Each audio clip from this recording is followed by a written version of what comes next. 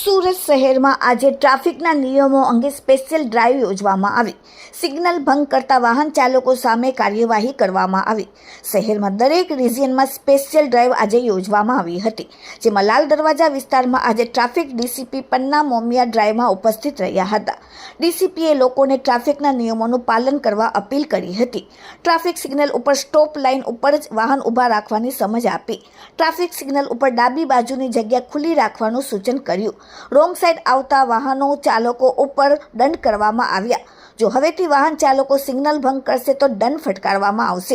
Wrong side વાહન ચાલકોનો લીધે જાનનું જોખમ પણ થાય છે, જેથી તેમને પણ હવે દંડ થશે. Bureau report, daily India TV, Surat.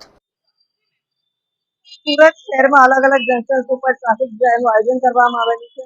આ ડ્રાઈવ અંતર્ગત જ્યાં મોટા જંકશન છે ત્યાં લોકોને અવેર કરવા માટે આખી ટીમ અમે લોકો રાખીએ છીએ.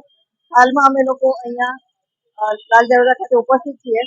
બેનર્સ અને માઇક દ્વારા લોકોને એજ્યુકેટ કરી રહ્યા છે. જ્યારે ટ્રાફિક નો સિગ્નલ બંધ થાય ત્યારે તમારે સ્ટોપ લાઇનની પાછળ ઉભા રહેવાનું છે. લેફ્ટ સાઈડ હંમેશા ખુલ્લી રાખવાની છે, જેથી કરીને જેને લેફ્ટ ટર્ન લેવો છે એ લોકો સરળતાથી નીકળી શકે.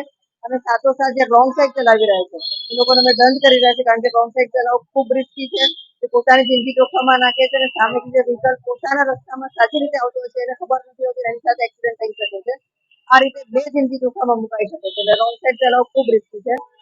અહીંયા અમે લોકોને એજ્યુકેટ કરી રહ્યા છીએ, અવેર કરી રહ્યા છીએ.